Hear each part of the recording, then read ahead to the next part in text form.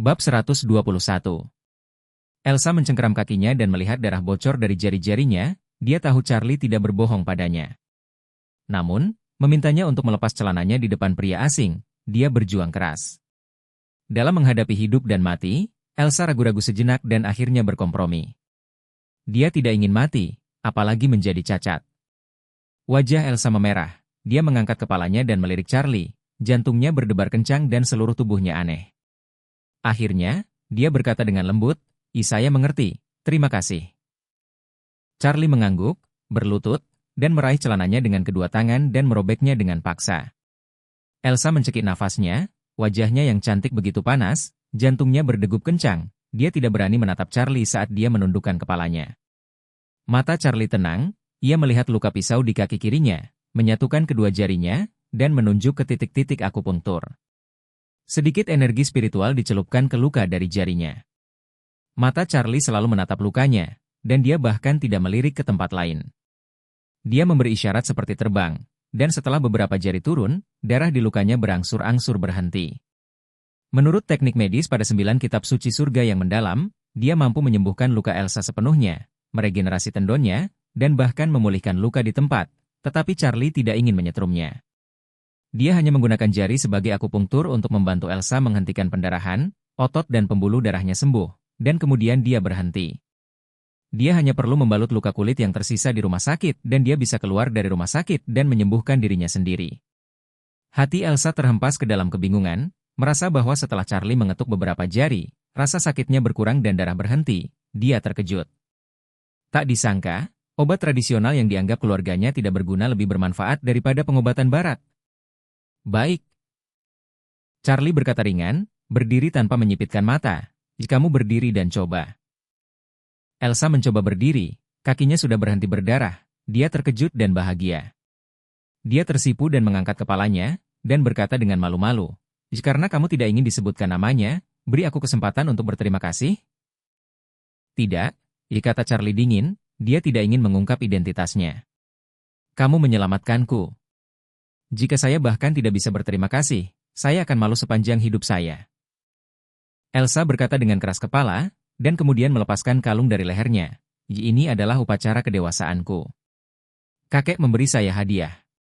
Kau menyelamatkan hidupku dan aku ingin memberikannya padamu." Apa yang dia pegang di tangannya adalah rantai platinum dengan berlian merah muda sebening kristal bertatahkan di liontinnya. Charlie ingin menolak, tapi dia merasakan aura samar pada berlian merah muda itu. Dia mengambil alih dengan membalikan pikirannya. Dia mengangguk, melepas jaketnya, mengikatnya di pinggangnya, dan berkata, Maaf, saya merobek celanamu. Kamu bisa membungkus pakaianku. Saya baru saja menggunakan telepon Anda untuk menelepon. Saya mendapat nomor darurat rumah sakit terdekat. Ambulans akan tiba dalam beberapa menit. Kamu aman. Ada yang harus kulakukan, akan pergi sekarang." Setelah berbicara, Charlie berbalik tanpa menoleh ke belakang dan menghilang ke dalam ladang sorghum yang lebat begitu sosoknya bergetar. "Hei, tunggu," teriak Elsa, dan Charlie sudah hilang di depan matanya. Di luar taman saat ini, suara ambulans terdengar. Dia menatap jaket yang mengelilingi tubuhnya, dan kemudian ke arah di mana Charlie menghilang, merasa tersesat. Detik berikutnya, dia tiba-tiba merasa punggung ketika pihak lain pergi begitu akrab. Elsa teringat beberapa saat, dan tiba-tiba teringat bahwa sosok punggung ini persis sama dengan ketua. Apakah itu ketua Emigran Group? Elsa tergerak. Tapi dia tidak menanyakan nama pihak lain, juga tidak melihat penampilan pihak lain, dan dia tidak tahu apakah tebakannya benar. Pada saat ini, Elsa tiba-tiba menemukan bahwa kerikil abu-abu telah jatuh dari tempat Charlie baru saja berjongkok. Kata-kata, perdamaian dan kekayaan, masih tertulis di atas batu. Bab 122. Batu ini, tidak sengaja jatuh, bukan? Elsa segera menggenggamnya seperti harta karun. Jika dia tidak pernah melihatnya lagi, maka batu ini adalah satu-satunya tanda yang dia tinggalkan padanya. Setelah Elsa dibawa ke rumah sakit dengan ambulans, luka-lukanya tidak serius setelah didiagnosis. Dokter yang merawat tidak tahu bahwa dia telah menjalani perawatan awal Charlie, dan sangat terkejut dengan cederanya. Dilihat dari luka tusuk di kakinya, terlihat uratnya pecah dan rusak. Tapi untuk luka kulit dan daging Elsa, urat dan urat di dalamnya masih utuh, seolah-olah sudah disambung kembali, urat dan uratnya lebih kuat. Dokter mengatakan kepadanya, Anda dapat pulih dari cedera Anda setelah beberapa hari istirahat. Sejujurnya, ini sangat luar biasa. Apakah Anda melakukan perawatan khusus untuk lukanya? Elsa memikirkan orang misterius itu, tetapi dia berkata, saya tidak melakukan sesuatu yang istimewa. Dokter menghela napas, luar biasa. Karena itu, dokter berkata lagi, ngomong-ngomong, saya sudah memberitahu polisi dan mereka akan segera datang. Anda bisa memberitahu mereka tentang serangan itu. Elsa mengangguk lembut. Polisi datang dengan cepat. Itu adalah eksekutif senior Emgrand Group yang mengalami cedera serius. Di antara petugas polisi yang datang, seseorang mengenal keluarga Wilson dan mengetahui bahwa dia adalah tamu keluarga Wilson, jadi mereka juga memberitahu keluarga tersebut. Di villa keluarga Wilson saat ini, keluarga besar sedang mendiskusikan apa yang harus dilakukan.